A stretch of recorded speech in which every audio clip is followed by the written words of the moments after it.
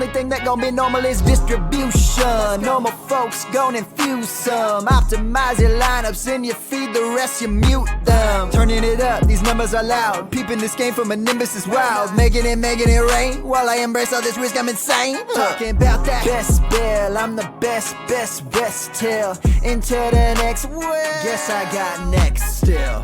Best bill, I'm the best rest till into the next well. All right, and welcome into the Best Bell Fantasy Football podcast and live stream. My name is Bradley Stalder. You can follow me on Twitter at FFStalder. And if you like the content, I'll remind you, hit that subscribe button, and we will continue on. Week 12 was a lot of fun, lots of hits, lots of misses for the rankings. That's just how it works, you know. I improved from week 11. Week 11, I finished 68th out of over 200 rankers. Week 12, though, 37th. So there we go. A lot of fun. I finished 53rd at quarterback, 24th at running back. I did not do too hot at wide receiver. Still 111th out of 200. So some hits, some misses there. Tight end, 45th. And some of the biggest hits were Cordell Patterson, Tyler Lockett, Lamar Jackson, Josh Allen was a hit for week 12. George Pickens I nailed. Brandon Cooks as well. Fading him was pretty smart. Keenan Allen ranking him as a low-end wide receiver 2 worked out pretty well. And Rachaad White perfectly at running back 14, a hit on those players. And look, I might have missed on Josh Jacobs, but I did not miss as badly as some others in the industry. Miles Sanders, I missed on as well. I faded relatively faded Miles Sanders last week. That was a mistake. Christian McCaffrey, I don't know if we can trust McCaffrey moving forward. He was a big disappointment, and I think that that's a player that he's dealing with an injury. He was DNP today. And it could be Tyrion Davis-Price with Elijah Mitchell out. So this is exactly what the San Francisco 49ers were preparing for, right? If they lose Elijah Mitchell and they lose other running backs, who are they going to rely on? And maybe trading away Jeff Wilson was short-sighted. But, Christian McCaffrey dealing with injury, what's new, right? Another player, you'll have to excuse me. I've been dealing with an illness, sickness, the cough, the whole bit, and runny nose, flu-like symptoms for the last 2 days. I've been gutting through it, taking a lot of meds, hydrating, whatnot. So I'm going to do my best for y'all answering your stardom, sit-em questions. So throw them in the chat. Make sure you're going to do that. In the meantime, one player I wanted to talk about as y'all start throwing questions or comments into the chat is Josh Oliver. Josh Oliver, if Isaiah Likely is out again, he is a must-start top 10 tight end, right? If you're looking at, where am I going to rank Josh Oliver? Yeah, the tight end, I would put him in the same tier as Gerald Everett's and Dawson Knox's and the Dalton Schultz of the world, in that 8, 9, 10, I would put him above Hayden Hurst if we were to find out that, in fact, Isaiah Likely is not going to go. Isaiah Likely dealing with an ankle injury. So even if he is active, that's a concern. Okay. That would be a concern for Josh Oliver. But I also, that players take a while to get back to high-level performance with those ankle injuries. So I wouldn't be surprised even if they limited Isaiah Likely's snaps if he got back. Jose's jumping in. Hey, Bradley. How's it going, Jose? Hope all is well.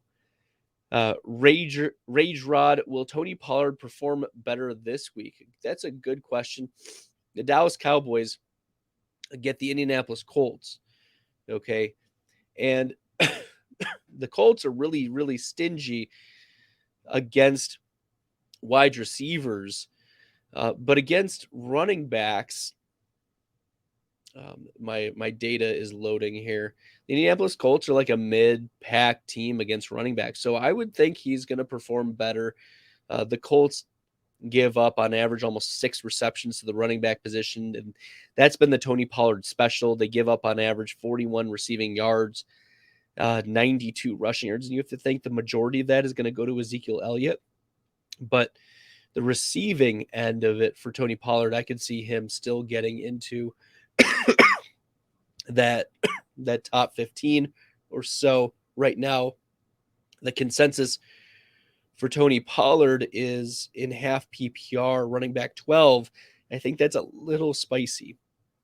I'd prefer Joe Mixon if he's good to go. I would prefer Travis Etienne if he's good to go.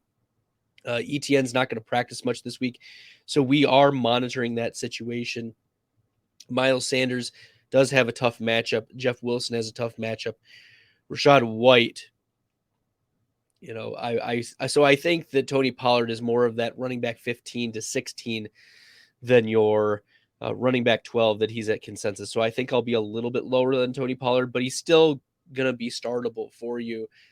I mean, he didn't explode last week, but he still put up 7 fantasy points. It wasn't like he completely dudded like he did in week 4 against Washington or week 1 against Tampa, where he had 1 and 3 fantasy points. And I mean, we were all tantalized by the 3 straight games of running back 7 or better. So there we go. All right, let's keep going in the questions. What's up, Bradley? Warrior Loft, how you doing? Hope all is well. Hope you're feeling better than I am tonight. But I'm here for you guys. I'm here for you. I'm doing this for the community. And the community hit a milestone. Our community, 400 subscribers officially to this YouTube channel. Just crossed that threshold today. So congratulations to all of you. That's phenomenal. I'm really, really happy with the way our community is engaged with each other, the way we've supported each other, answered in the comments before I have been able to even get to some of them. And that's been really amazing to see, just the amount of questions, but also the way in which y'all will jump into and offer your insights and give some nuanced takes as well, and offer some stats that will help support. And we're all about making each other better in this space. So really, really appreciate that. And y'all have been crushing it. So thanks. Jose asked, would you drop Khalil Shakir or Terrace Marshall for Zonovan Knight? I'd drop Khalil Shakir. Yeah, I would drop Khalil Shakir. Isaiah McKenzie was running a lot of routes. In fact, he ran, I believe, the most routes of the season last week. He set a season high in target share and targets against the Detroit Lions. Now, the New England Patriots do get the Buffalo Bills. And one of the questions in the videos, I posted a video about Deshaun Watson. We'll talk more Deshaun Watson here in a second. I see some questions about Watson in the chat as well, but I wanted to bring him up. Someone asked, should I start Josh Allen or Deshaun Watson in week 13? And I get it. It's the New England Patriots, but you're going to have to start Josh Allen against the Patriots. And you're like, well, doesn't usually the Patriots shut down the best weapon? And we just saw in the Vikings game, that wasn't the case. That wasn't the case. The Patriots were out of position a lot, but also you're like, okay, they didn't do well, but what if they bounce back? Josh Allen has a history of success against the Patriots. Over the last 4 games that he's played against the Patriots in the regular season, 2 of those games have been 30-plus point performances. So I think fading Josh Allen because it's just merely the Patriots matchup, I don't think is the right take. So when it comes to Khalil Shakir, though, I'm firing up my Bills. I'm firing up Isaiah McKenzie. I'm firing up Stephon Diggs, of course, naturally, and Gabriel Davis. I was very bullish on Gabriel Davis last week, and I said the wide receiver 2 for the Bills is gonna explode, and you got to play Gabriel Davis. And I was wrong. I was wrong on who the wide receiver 2 was last week, but I was right on the process, wrong on the player, and that's what sometimes you hear. And so Isaiah McKenzie had an explosive game. I would be okay with dropping Khalil Shakir to pick up Zonovan Knight. The hope is that Michael Carter plays, but the expectation, I'm not expecting that he plays. That's just a hope from Coach Saleh. And even if he does play, he's coming off an ankle injury. And I've already mentioned on the podcast and live stream earlier when talking about Isaiah Likely that these ankle injuries can be very, very limiting in the first game back from from the injury. And so we saw Zonovan Knight already have like 35-40% of the carries. I think it was 8 carries for Michael Carter and then 5 for Zonovan Knight before the injury to Michael Carter. And Carter I had pegged as a top 24 back, and that was one of my misses, but only because of the injury. Zonovan Knight finished as the running back 23 last week in place of Michael Carter, and despite Michael Carter, playing some snaps already. So this running back position for the Jets is a valuable one, and you're going to monitor. You'd rather have Zonovan Knight on your roster than on someone else's roster. So yes, I would drop Khalil Shakir for Zonovan Knight. Warrior Loft, yeah, I hope I get better too. Tomorrow, I hope I get better tomorrow because tomorrow's my birthday, so I'm a birthday guy, and I'm turning the big 3-1. Yeah, so there we go. I hope I feel better for my birthday. I hope everyone, feels better. Thanks. I appreciate it, Warrior Loft. But Warrior Loft, you have a question though. And who do you like this week? Deshaun Watson versus the Texans, Trevor Lawrence versus the Lions, or Mike White versus the Vikings?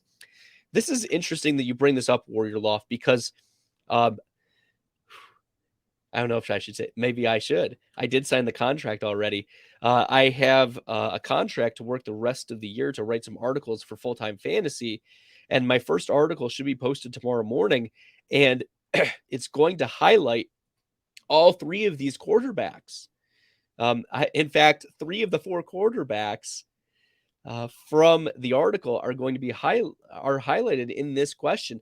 Deshaun Watson versus the Texans, Trevor Lawrence versus the Lions, and Mike White versus the Vikings. If I'm going to rank them for week 13, which, is kind of my job, in submitting rankings to Fantasy Pros, I'm going Trevor Lawrence, number 1. I would start Trevor Lawrence first out of these 3, Mike White, and then Deshaun Watson. I'm bullish on Mike White. It's not only that he showed us what he can do against, a hapless Chicago team, sure, but what we may not realize, and this is a deep dive. Okay, let me see if I can find the stat here. I want to not speak completely out of turn, but the Vikings are a very, very generous secondary. They give up the most receiving yards to wide receivers on the season, 197.5 yards allowed. That's, as I said, that is the most. And the Vikings give up the 4th most fantasy points to the wide receivers. So if we're thinking about who is going to be downfield for the New York Jets, it's going to be Garrett Wilson. It's going to be Elijah Moore. It's going to be Corey Davis. So Corey Davis is actually a very, very sneaky, really deep, cheap play. I'm not like running out to the waiver wire to start Corey Davis, but in deeper leagues, like if I'm taking a shot on a wide receiver 5 or wide receiver 6, Corey Davis is very much on that radar against this Vikings team that, as I said, has gotten lit up in the secondary lately. But Trevor Lawrence is number 1 because of the Lions, right? The Lions give up the 3rd most fantasy points to the wide receiver position. So they are right up ahead of the Vikings in that category.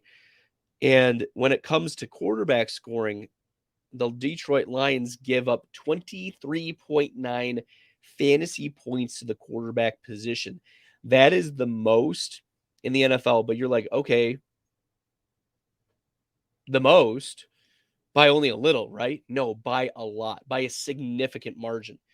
Okay, the difference between the Lions, so 23.9, to the Miami Dolphins, 20.2, that's the 2nd most fantasy points given up to the quarterback position, is the same difference as the Dolphins all the way down to the Washington Commanders.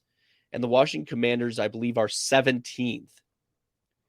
So that's what that's the difference. Like, you go from an extreme outlier of giving up fantasy points.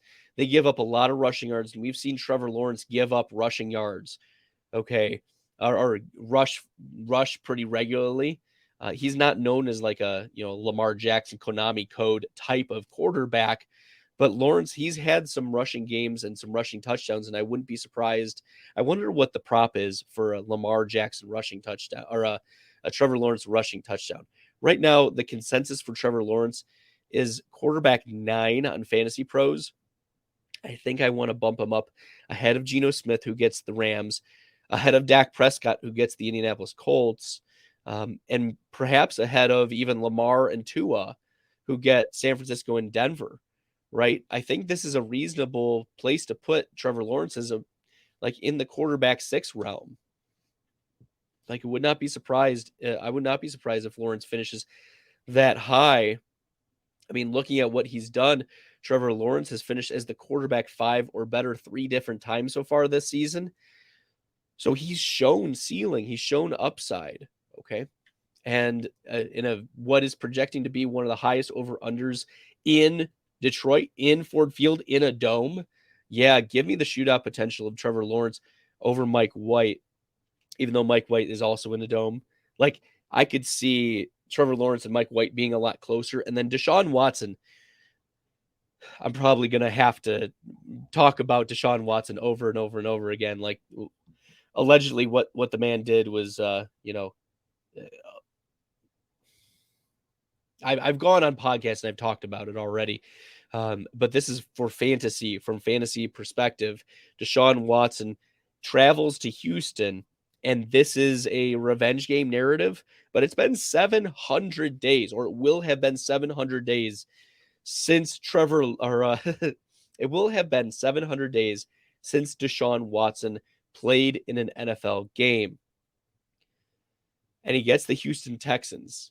And the Houston Texans give up some of the fewest fantasy points to the quarterback position on the season. In fact, they give up the 4th fewest fantasy points to the quarterback position.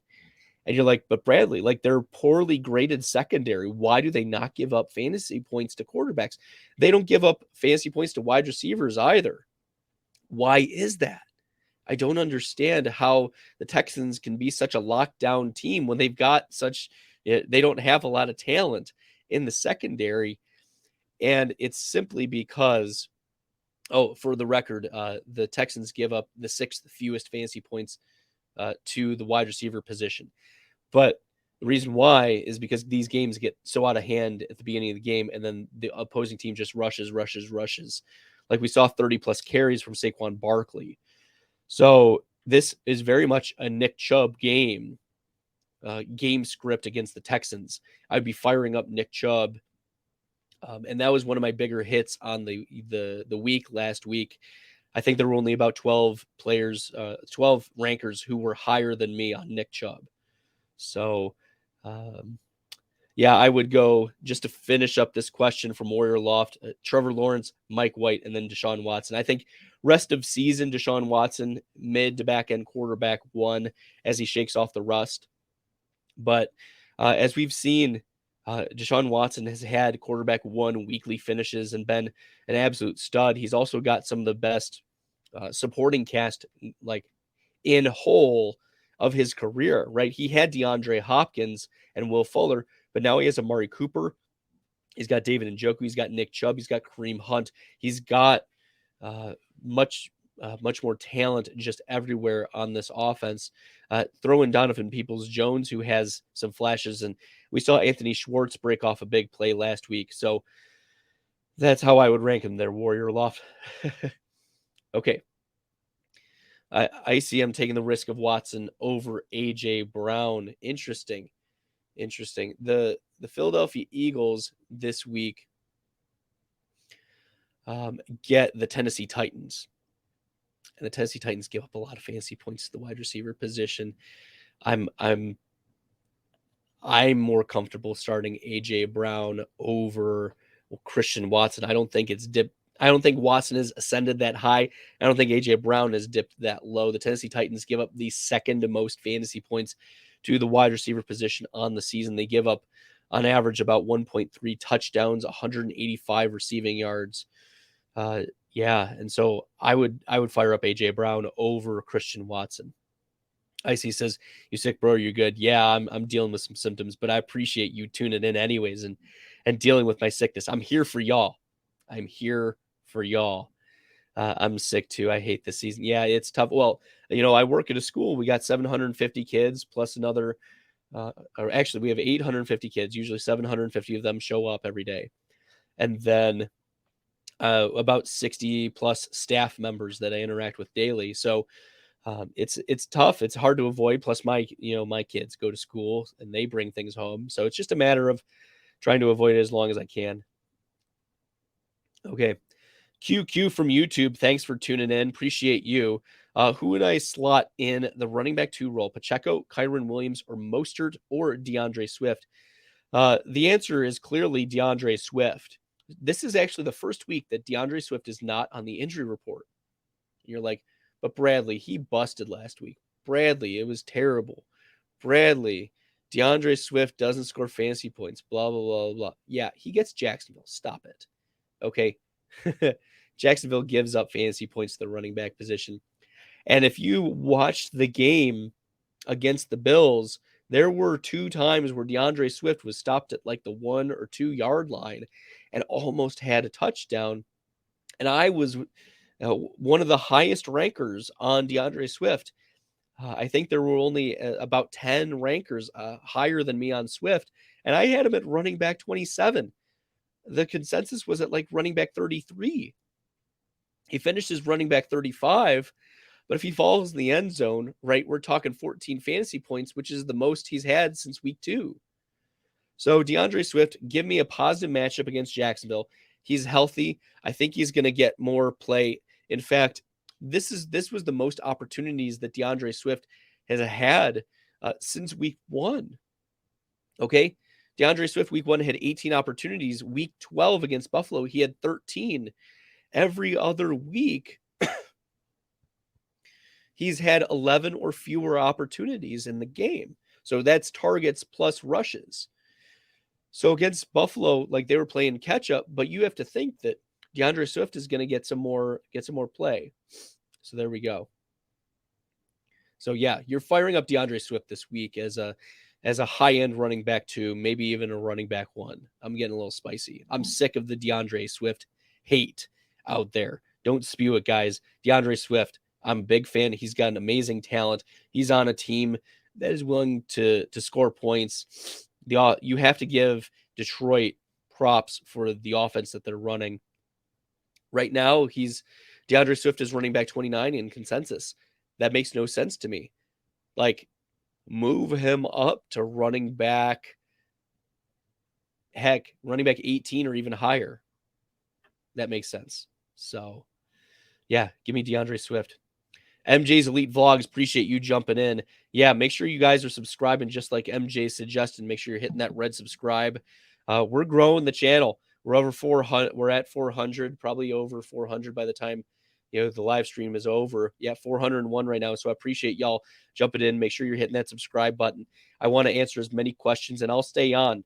Those who have been in this community for the last couple months know I will stay on and answer your questions and do my best to answer it. So yeah, MJ's Elite says, I will feel better if y'all subscribe. So make sure you do that. I appreciate you, MJ. All right. Are any of the jerseys behind me autographed? Yeah, all of them, in fact. The Lazard jersey right there, you can kind of see the signature right there. AJ Brown is right there. Robert Tonyan, the glare is right there, but you can see Robert Tonyan. And there's a little story behind the Robert Tonyan for those who are new. My former partner in the Fantasy Football Fanalist podcast and live stream, and then when we moved to Fantasy Data for a year, Billy Muzio, Billy and I were doing the podcast for 2 years, and I identified Robert Tonyan as a breakout tight end in his breakout season. And Billy was like, okay, I'll take a couple shots on Robert Tonyan. And Tonyan ended up just exploding that year. Double-digit touchdowns, was a trusted red zone target for Aaron Rodgers. And yeah, so because Billy won all this money, he was like, thanks, Bradley. I'm going to get you something. So he ended up getting me a framed, signed Robert Tonyan jersey. So that's my claim to fame. If y'all are new to this live stream and podcast, I'm a big Packers fan. You can tell by the cheese head, all of the All of the mini helmets are signed. Some of them are, one of them is, I think, Brett Favre, AJ Dillon. I think I've got a couple other ones up there. But yeah, and the Bakhtiari jersey is signed as well. So yeah, that's where we're at. Thanks for asking, MJ's Elite Vlogs. Okay, Rage Rod. We got a question. I'm rolling up my sleeves for this one. Rage Rod. So in a PPR flex spot, would you recommend having Tony Pollard over someone like Garrett Wilson going in against Minnesota? Oh man, I'm really tempted by Garrett Wilson, baby. Like, this could be an absolute smash spot for Garrett Wilson. I'm really into getting Garrett Wilson started on the team. Let me pull up some data for y'all, and we will dive into it a little bit more. Garrett Wilson has the best matchup of any of the wide receivers, and he's projected to line up, against a Caleb Evans. Per PFF, he's projected to line up 14 snaps against a Caleb Evans and 21 snaps against Sullivan. So playing on the outside, these are going to be deep targets. He's got the pedigree, one of the best receiving prospects that we had. I think I would take Garrett Wilson. And if we're looking at some of the stats from Garrett Wilson, like, he needs to be an every start type of player for you moving forward. I don't know why you wouldn't. Okay. Let me see if I can find the Garrett Wilson stats for us real quick. But the upgrade to Mike White is massive. It's absolutely massive. Okay, so Garrett Wilson on the season, 49 receptions, 79 targets, 628 receiving yards. He's the wide receiver 31 fantasy points per game, but he's the wide receiver 22 in total fantasy points. If we look at his game log, right, he's had a wide receiver 6 finish week 2 against Greg Newsome, where he only played 63% of snaps. But Garrett Wilson has played 80% of snaps or more every game since week 8. And during that time, wide receiver 15, wide receiver 11, wide receiver 76 when, it was New England. Yikes. And Jalen Mills was the one lining up against him. And it was Zach Wilson. And then week 12, Mike White back to wide receiver 5. So he's been wide receiver 15 3 of the last 4 weeks. And there are reasons for optimism for a guy like Garrett Wilson. So I would fire up Garrett Wilson over Tony Pollard. Am I a Sigma male? I don't know what that means. I'll have to look it up in the meantime. Hey, Bradley, how's it going? I need to start 2. C-Crip, how you doing from YouTube? Hope all is well. I need to start 2 at running back, flex, full PPR. Brian Robinson, Cordarrelle Patterson, DeAndre Swift, Devonta Smith, Leonard Fournette, Jalen Warren. If Najee sits, would you play Harris? You need to start 2 at the running back or flex, full PPR. So I already talked about how I'm big on DeAndre Swift. So let's get Swift in there. Let's stick him in. And then Cordarrelle Patterson is my pick this week. And you're like, wait a minute. What, Bradley? Hasn't Cordarrelle Patterson burned us? Yes, he has. But he is the running back 26 in consensus right now. Here's the deal. Cordarrelle Patterson at home has on average scored 15 fantasy points. He scored 21, 10, 18, and 11 fantasy points at home. Now he gets Pittsburgh at home. And you're like, well, what about the Carolina and Washington game? Didn't he do poorly during that time? Yeah, he only scored 3 and 9 fantasy points during those games. But you also have to remember, both of those games just full of rain. Just the weather was so bad. And for a player like Cordarrelle Patterson, He depends on the cuts. He depends on his speed to make moves. He's not a power back. So he's not going to bull rush over people. He's not a between the tackles type of guy. He's around the tackles, jet sweeps type of running back. At least those are the most effective ways that I would use him. So I think he has, a top 12, top 15 upside this week. Jaylen Warren gets the Atlanta Falcons, and Najee Harris, I don't know if he's going to play. So we're waiting and seeing. I could see you starting Jaylen Warren over Cordarrelle Patterson. I wouldn't be opposed to that if Najee sits. But Cordarrelle Patterson is a player that you need to be bumping up your rankings and considering in your flex spots this week due to the matchup, due to the place. It's going to be at home. And yeah, in a dome too. So there's no worry about weather at all. Warrior Love says, happy early birthday. Thanks. Yeah. Tomorrow. Let's see. Pierce or Pacheco. Ooh, this is a tough one. This is a tough one because Pierce gets one of the worst running back matchups in Cleveland. Cleveland, I believe, gives up the second most. Is it the most now? Has that been updated? I know they were giving up the second most fantasy points going into week 12. But going into week 13, let's see, half PPR running backs. It's still the Texans by 1.5, but the Browns are a close second at 26 fantasy points per game. I think this is going to be a lower scoring game than what DraftKings has this projected at. I believe it's 47 right now is the over under per DraftKings Sportsbook. So I'm a little hesitant to get super excited about Pierce because of what he's done the last 2 weeks. But if you're firing up Pierce, it's going to be this week against a really, really plus matchup against Cleveland. That's also why I think you're going to have to lower expectations a little bit for Deshaun Watson. If Houston starts running all over Cleveland and Cleveland starts running all over Houston, this could be, a clock drained game and not many pass attempts.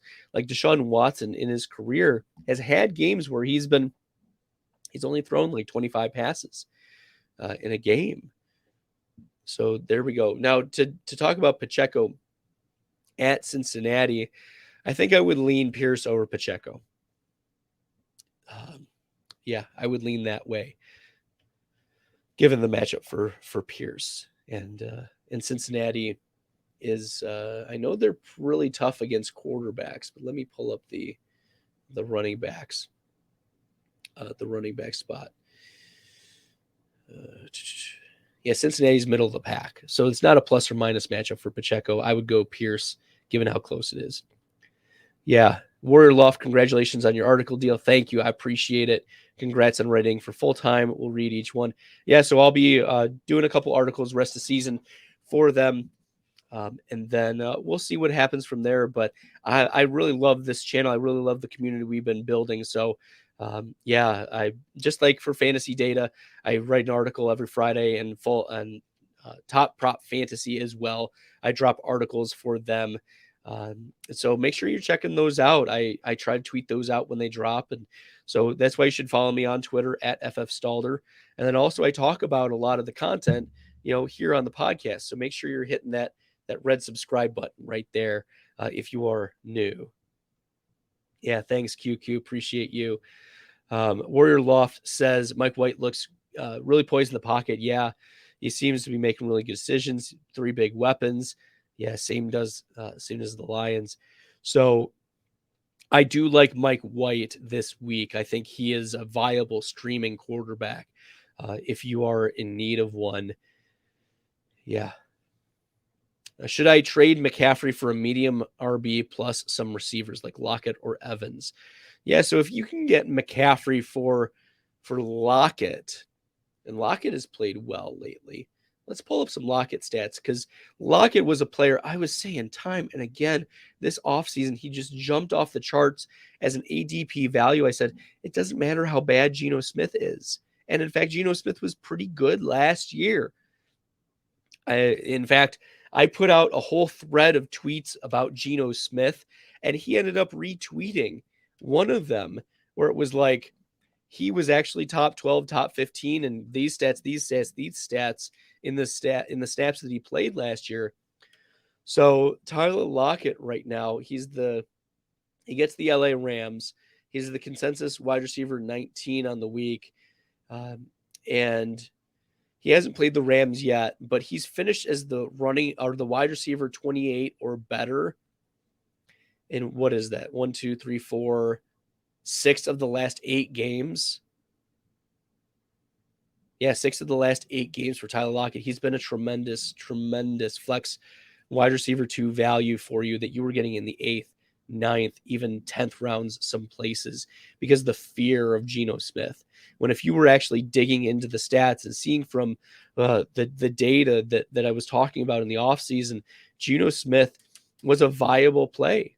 Okay. So yes, you should be, I think you should be willing to downgrade some McCaffrey because McCaffrey is now competing with Deebo Samuel for the same type of targets.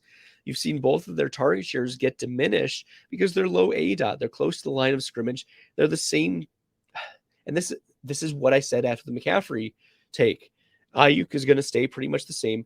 Deebo is going to get hurt a little bit by this, and McCaffrey is not going to be exactly a league winner. So there we go. Let's see. Who are some running backs that you could go get for McCaffrey? I think if you could get Rachaad White plus Lockett for someone who loves McCaffrey, I don't know if that's viable. It depends on the manager, right? Or Lockett, and if someone is really low, it seems like consensus is really low on DeAndre Swift. Go get DeAndre Swift. Go get DeAndre Swift. Trade for DeAndre Swift. Okay. Those are two of the bigger targets that I would make is Rachaad White and DeAndre Swift, the pass catching running back profiles. Oh, Warrior Loft, thanks for breaking down the points. Yeah, appreciate you for tuning in and joining in the live stream. Serendipity trick shots, Moreau or Kemmer? Moreau or Knox?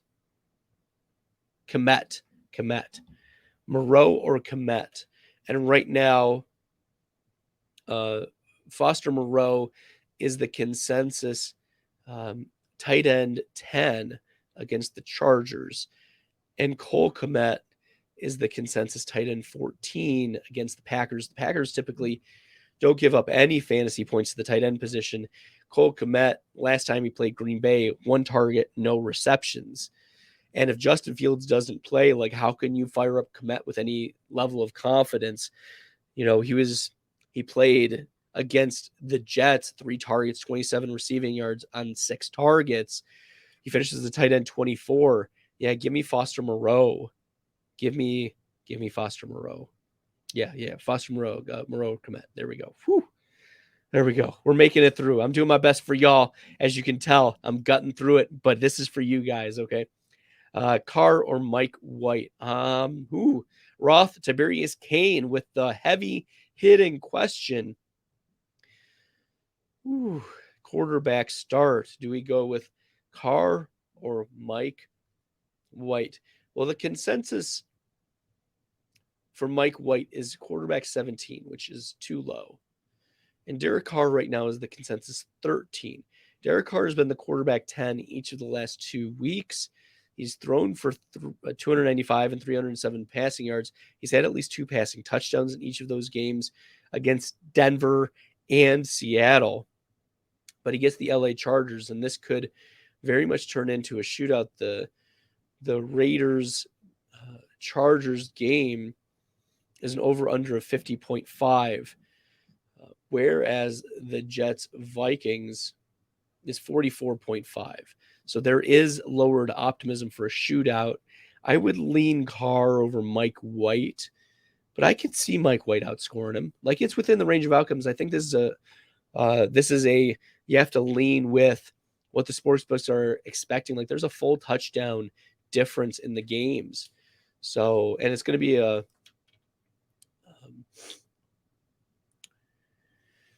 is plus 1.5 for the Raiders at home. So I would go with Carr if they're trying to battle and keep up with the LA Chargers. Should I drop Pierce for Warren? If you're talking Alec Pierce, no. Or yes, you should drop Alec Pierce for Warren. If it's Dameon Pierce, I would hold on to Dameon Pierce. This is too tantalizing of a matchup against the Browns. Dameon Pierce, I mean, the Miami Dolphins were just crushing the Texans. And look, I know that it's Kyle Allen's first game. It's at home against the Miami Dolphins, but you have to expect a better game in Houston against the Browns defense that gives up a lot of fantasy points. But if we hear that Najee Harris is out, that might be very, very interesting for firing up Jaylen Warren against the Atlanta Falcons. Okay. Serendipity Trick Shots asks, what's the best website for Trade Analyzer and who to start? Thanks. Love the streams. Appreciate you, Serendipity Trick Shots. For the Trade Analyzers, I usually only use those for Dynasty. I flip between 3 of them. Dynasty Trade Calculator, the Roto Underworld Trade Calculator, and the third one is, where is it? Keep Trade Cut. So those are the 3. And usually I get a sense, I have a sense myself of like, how close am I? And then I also want to know how the market is feeling about particular players so that I don't overpay or underpay, or that I can maybe try to nuance what the other team is doing. But as for in season, like, that's kind of a more nuanced one where you have to worry about roster construction more. You have to worry about upside and individual weekly matchups more. Whereas for Dynasty, like, unless you are trading constantly, you're playing the players that you have. And so the only way to change that, like, there's not usually deep waivers. So you can usually pick up like a running back 2 or a flex play, a rookie wide receiver that was left for dead on the waiver wire that is somehow hitting and getting a bigger target share. Like, those are the types of things that I'm doing in my redraft leagues, is hitting the waiver wire a little bit harder in those types of leagues, and using the trade calculators as not as a look other manager, you need to accept this, but almost as a check for myself that, yes, I can understand a little bit better about the market value for this player, and has this player improved or has this player lost value? How does the public perceive? Because it's one thing for me to have an opinion on a player. It's another thing for the market to have an opinion on a player. And where is that gap? Is it a significant gap? Is that gap something I can leverage in trades? So good question, Serendipity Trick Shots. Appreciate you jumping in. Rage Rod, thanks for the advice. Dropped a sub. Thank you, Rage Rod. Appreciate you jumping in. Appreciate you subbing. And if you haven't already subbed, make sure you do. Make sure you're hitting that red subscribe button right there, okay? For those who are new. For those who are veterans returning, appreciate you jumping in and returning to the community. It's a lot of fun having you talking stardom situms, talking roster construction, talking all things fantasy football as we get prepared for week 13 and beyond. QQ, who would you drop, Jameson Williams or Kyren Williams? Do I have to drop them? Please, QQ. Please. Like, Jameson Williams is like a week 15 smash play or week 17 possible league winner. You know, if we're talking about Detroit's matchups, right? He's supposed to get his start in Jacksonville week 13. Fine. Then, so he might get eased in or he might go full speed this week. We just don't know for Jameson Williams. But he gets Minnesota week 14. As I've talked about, Minnesota is a plus matchup, and that could look really nice for Jameson Williams. And it doesn't matter because it's in a dome for Minnesota and Detroit. So they're going to be at Detroit. And then week 15 and 16, the Jets at New York, or at New Jersey, I suppose. And then at Carolina week 16. But then he gets the Bears at Ford Field in week 17. Oh, baby. oh, baby, Jameson Williams could be that one flex play week 17. I really don't want to get rid of him, but I'm not starting him this week unless, I have a really deep league and I need a flex consideration with high upside. Like Jameson Williams is a boom bust wide receiver this week, and I lean the bust, but it's within the range of outcomes that you're just going to absolutely torch the Jacksonville Jaguars this week. And then flipping to Kyren Williams. Williams has been increasing his snap share, over the last few weeks. He's been a very popular waiver wire talking point for me on this live stream and podcast. The Notre Dame Homer. For those who are new to the live stream, I went to the University of Notre Dame for graduate school to get my master's in education, focusing on math education. And so I'm familiar with a lot of the Notre Dame players that are coming out. And Kyren Williams over the last 3 weeks, 28% snap share, 58% snap share, 72% snap share. And you're thinking 72% snaps, 11 carries and 3 targets. That's pretty good, right? Well, not if it's Bryce Perkins starting again.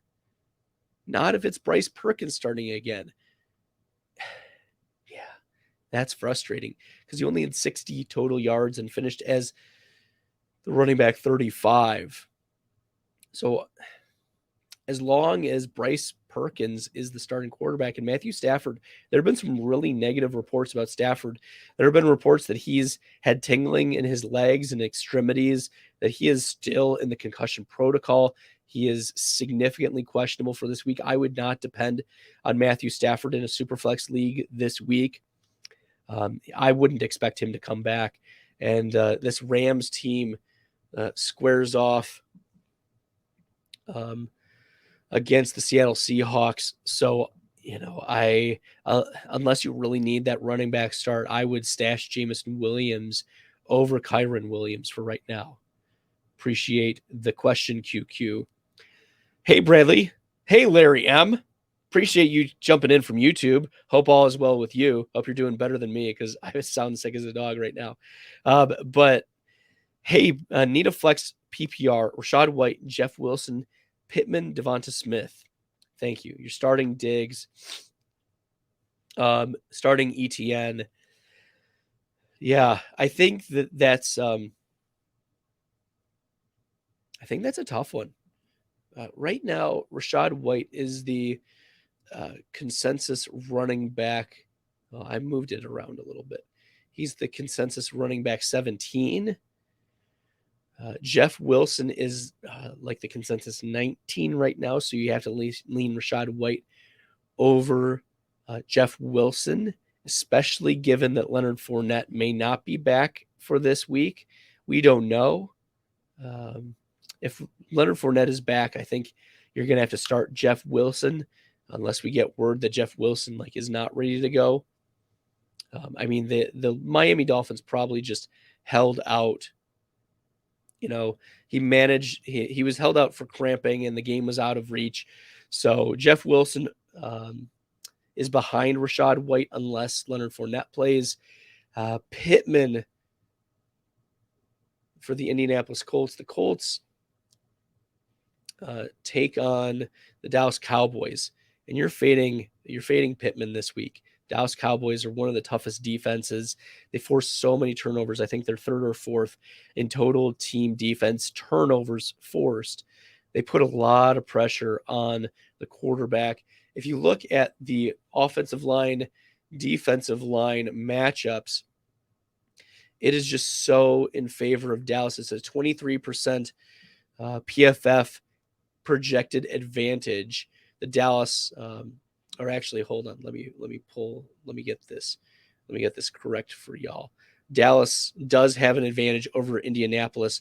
Dallas has an 18% sack conversion rate, which is what is that, 5th or 6th highest among all defenses. Dallas also gives up they're really tough based on the PFF grades that I see here. So especially from a passing pass block perspective, this defense is really, really tough. So I would not be, optimistic about Pittman this week. You had to have been optimistic about Pittman last week. The Steelers were one of the most plus matchups in the secondary. I had mentioned that in some of the comments on the YouTube videos about Paris Campbell, and I was like, oh, I want Paris Campbell to hit, and he's just not hitting. So frustrating. But Michael Pittman is one of the fades for me this week. He falls outside the top 20 of wide receivers for me. And Devonta Smith also falls outside the top 20. Give me AJ Brown. Smith is also popped up on the injury report.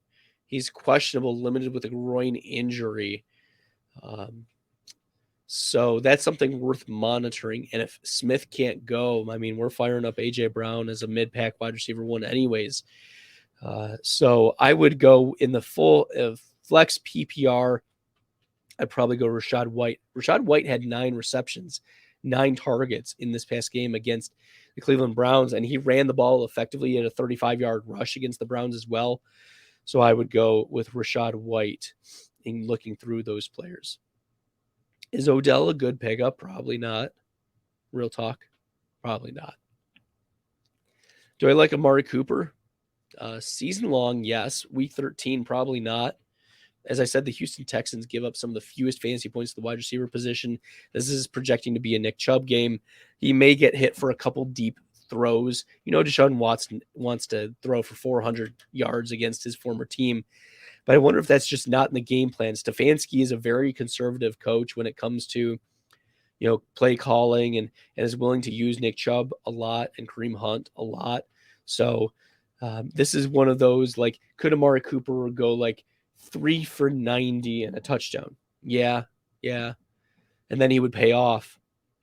But rest of season with Deshaun Watson, there are some plus matchups rest of season that would connect not just Deshaun Watson to Amari Cooper, but also Watson to Njoku and Watson to Donovan Peoples-Jones for some boom games.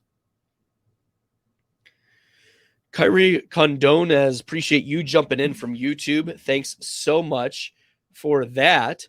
I hope you're doing better than I am, but it looks like you're also not in a good spot. You panicked on CMC, as you should be.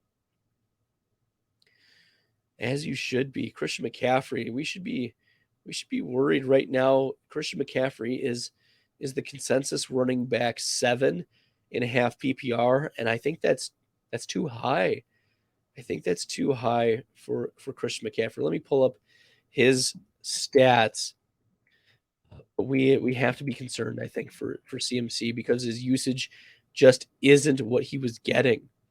Right? If we look at what he was doing in Carolina, weeks 1 through 6, 79%, 93%, 83%, 86%, 84%, 86% of snaps when he was with Carolina. Fast forward to week 8, 10, 11, and 12, 78%, 63%, 69%, 64%. These would have all been the lowest of the season if he had played on Carolina. Yes, he's had 9, 6, 7, and 6 targets. And his 40-point game was really, really, really nice against the Rams. But you have to remember, I think that game Debo was out, okay? And that's where he would, like, if Debo misses a game, Christian McCaffrey running back 1 overall. If Christian McCaffrey misses, Debo Samuel becomes a wide receiver 1. But as long as they're both eating into each other, like we're looking at a running back 10 to 15 for Christian McCaffrey, with a floor of what we saw this past week against New Orleans, where he finishes the running back 38.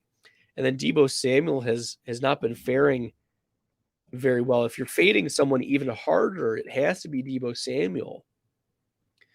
Because weeks 10, 11, and 12, Samuel, 6 targets, 9 targets, 7 targets, but was only able to convert those into 2, 7, and 3 receptions for a total of 124 yards over the course of 3 games. That's 41 yards per game. These are, Billy used to call me the Rain Man because I could do all the math in my head that quickly.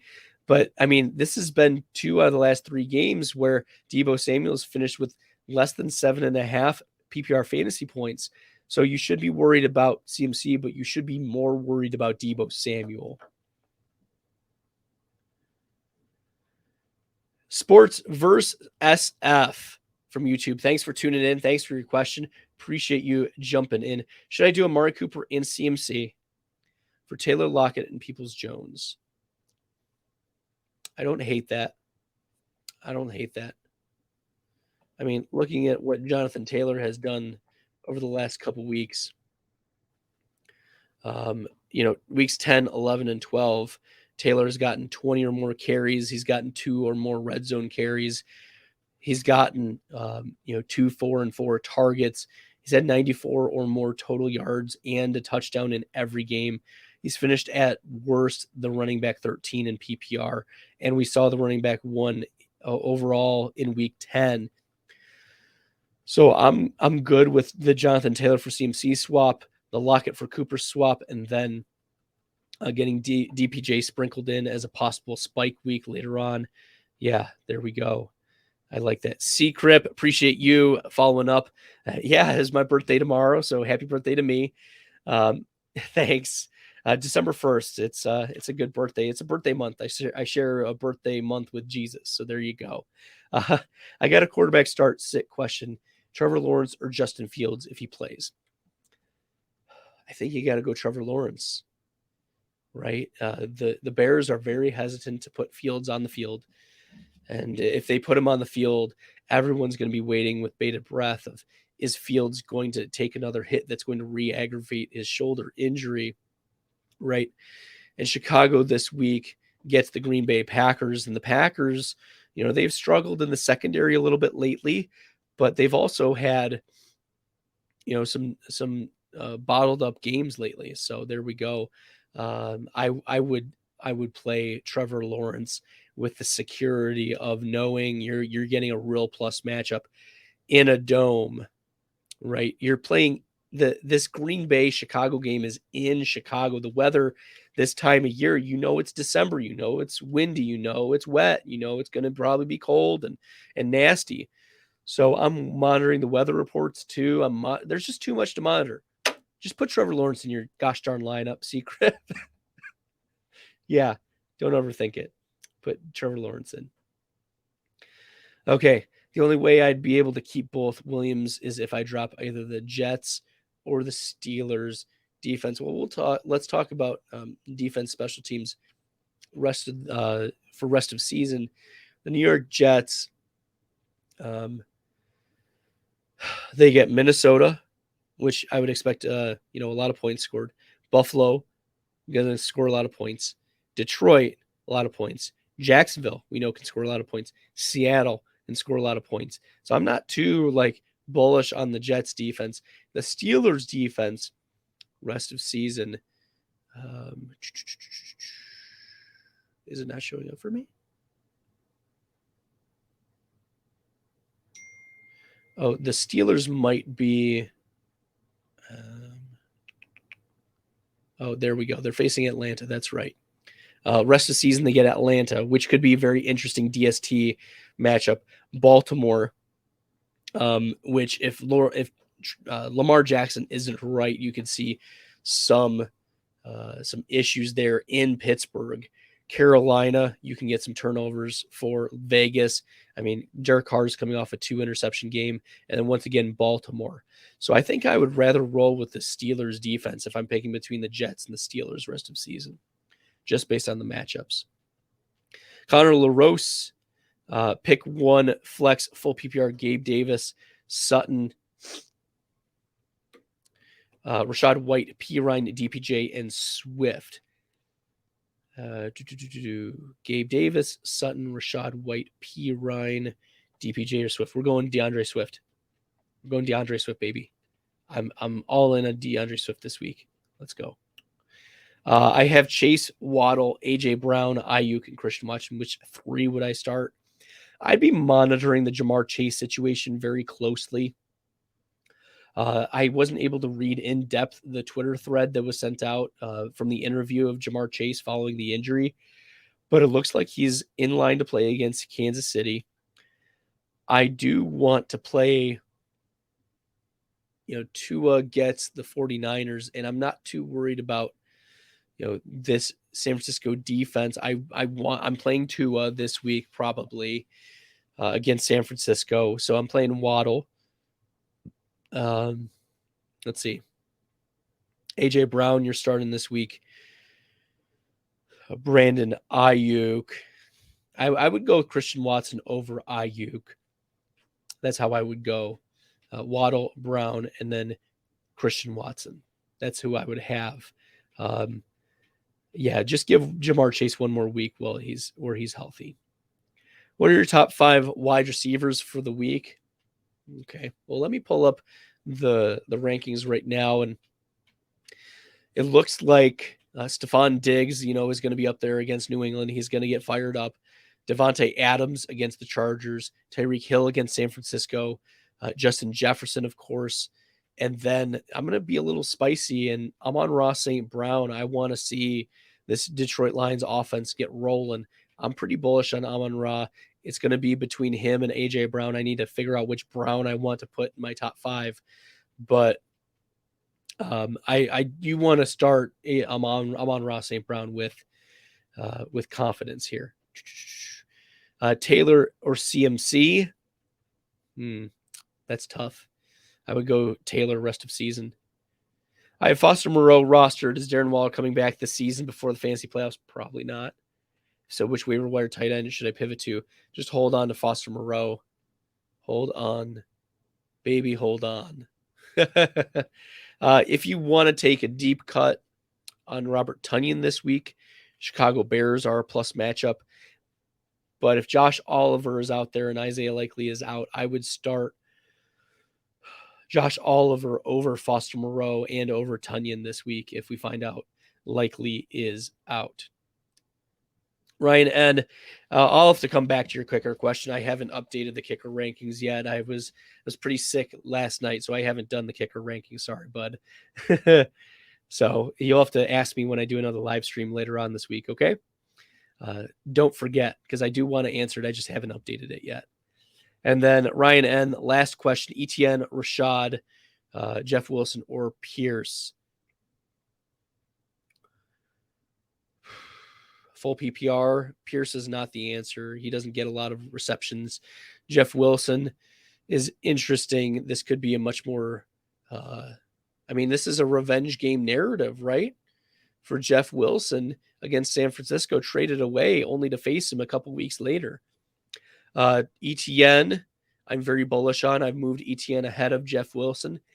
And Rashad White, I have ahead of Jeff Wilson as well. So if I'm ranking them for right now, it's Etienne, Rashad White, and then Jeff Wilson. And then Dameon Pierce. Do I like Hollywood Brown this week? Yeah, looking forward. Yeah, you have to like what Hollywood Brown did, right? Marquise Brown. Looking up the stats, but he played a lot of the snaps. There was worries, he's not going to play a lot of snaps. He's going to be on a pitch count, blah, blah, blah. It's all BS. Those are my initials, by the way, so I can use that. This is a PG. I try to keep a PG as much as I can. I've had one or two guests drop F-bombs here and there, but I try to keep it as PG as I can. Mostly because, I want my kids to be able to watch these in years past and just be like, yeah, my dad, this is what I talk about. But nevertheless, but it is BS that he was on a snap count, 98.4% of snaps. Serendipity trick shots, 98.4% of snaps. He had 8 targets in this game, 46 receiving yards. That's kind of deceiving. He had 6 receptions, 88 air yards. I am firing up Hollywood Brown as a flex play moving forward. I'm pretty bullish on that. Yeah, Ryan N. saying feel better. Yeah, I hope I do. I'm probably going to have to take some meds after the live stream just to make sure I'm doing okay. But this is for you guys. I'm here for you and the community. If you haven't hit that subscribe button, make sure you do. Make sure you hit that red subscribe button, especially if you are new to the community. We just hit the 400 subscriber threshold today. So thank you. Y'all have been crushing it in the community. So I just want to continue to pump out content for y'all because this is a lot of fun for me. Brings me a lot of life, as you can tell. And then I know it's always good for you guys. And I'll continue to do live streams throughout the off season as well here on the Best Bell Fantasy podcast live stream. And then I'm trying to get some new things in. I've got a few guests. I'm hoping to get a guest to come on Friday and another guest to come on Saturday. And then I will be guesting on the Goat District podcast next week, hopefully on Tuesday. I think it's Tuesday the 6th. But yeah, so there you go. Joaquin de la Guardia from YouTube, Gus Edwards or Juju this week. You have to be a little concerned about Juju Smith-Schuster in this first week back from the concussion. He only played 34% of snaps, right? He only ran 17 routes, 3 targets, 3 receptions, 38 yards.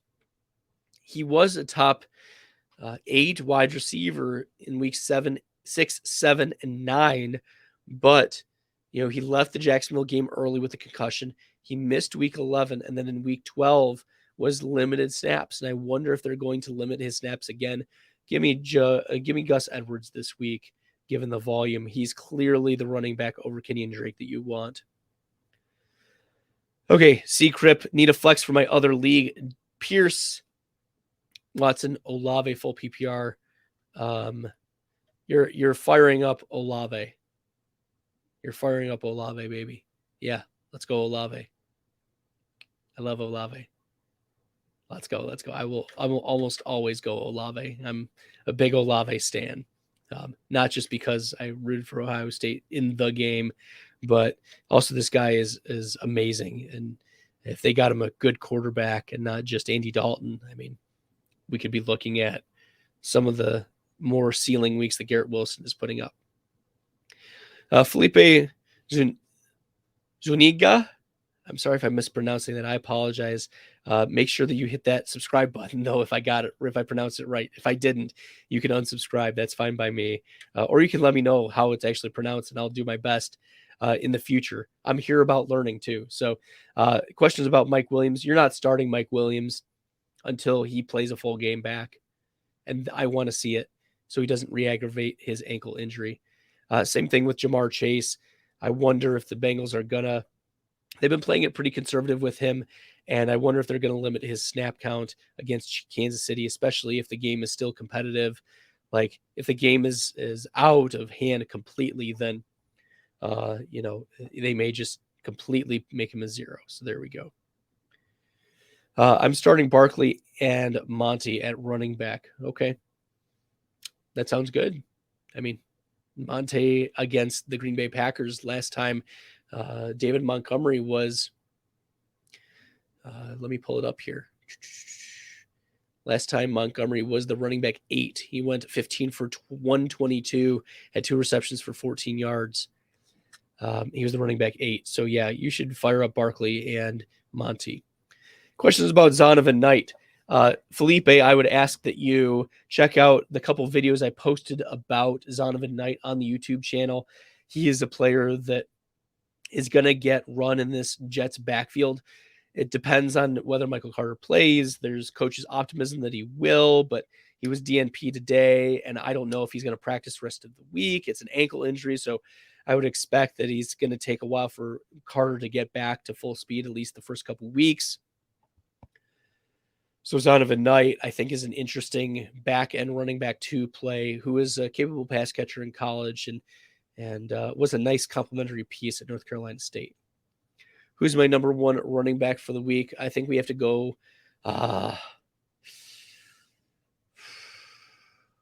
have like a tier of 3. I'm sorry to wuss out on you there, Sports versus SF, but the tier of 3 for me. And it's a clear tier.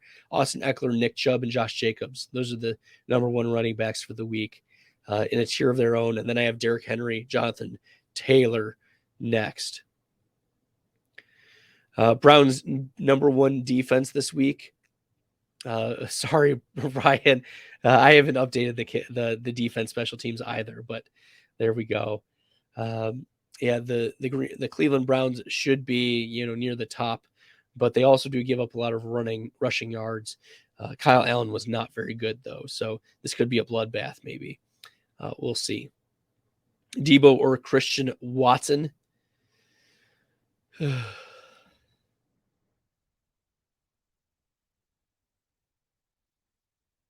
Debo or Christian Watson. I think you're going Christian Watson unless Christian McCaffrey doesn't play. Then I would start Debo.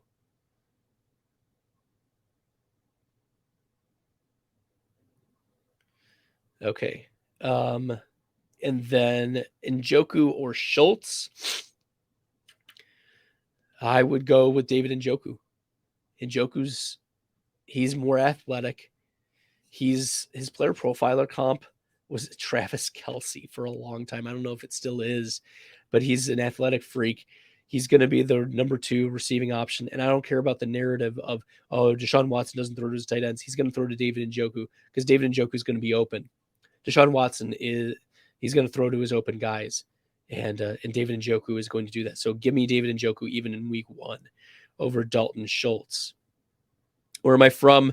So I was born in Beloit, Wisconsin, moved to a suburb of Cleveland. So I would, and I was a Packers fan because I was born in Wisconsin. We lived in Illinois for a few years. The closer hospital was in Wisconsin. But when we moved to Cleveland, it was the couple years gap where the Cleveland Browns didn't exist. And so in my youth, it was the Brett Favre show, right? So you got to root for Brett Favre, at least as a Packers fan when he was playing for the Packers. And then Aaron Rodgers, there's been, no reasons to root against his performance so far. So, and now I live just outside of Detroit. Yeah. I'm a big Green Bay fan, and I've been very critical of some of the things that they've been doing. And they've come to fruition. Like I was totally out in the Amari Rodgers pick. I thought that was a wasted pick. I thought Amari Rodgers would be a nice NFL player, but not a fantasy player at all. And he ends up getting cut, a year and a half in. I wrote a fantasy data article on him, and boy, does that look good right now. Did I look up Sigma yet? I assume a social role and professional situation. Introvert. Yeah, I'm a total introvert. Absolutely. Lead without exerting authority. Yeah, I try not to be super bossy, stay outside the social hierarchy by choice. Don't conform to expectations of society. I guess I'm not too popular, but it's okay. But there we go. We're getting to the bitter end of it. And I should use the song JPB.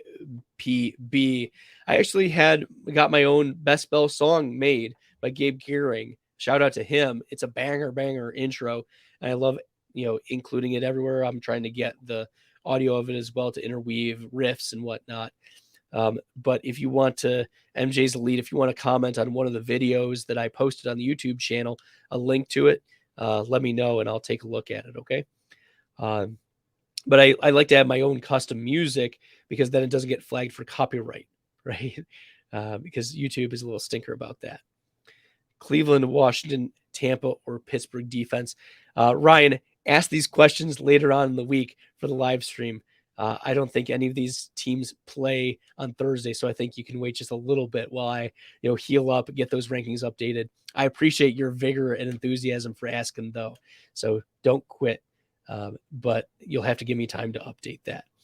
All right, everyone. Well, this has been a 75-minute live stream. I appreciate y'all jumping in, and this has been a lot of fun. Celebrate.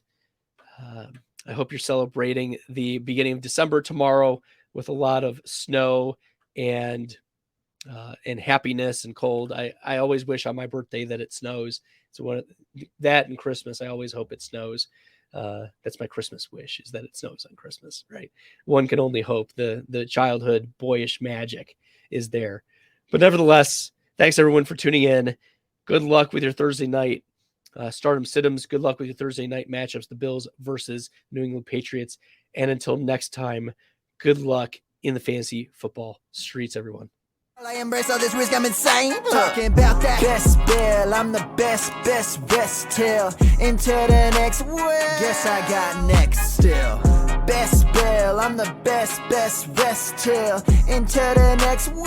Guess I got next still. I embrace all this risk, I'm insane. Talking about that best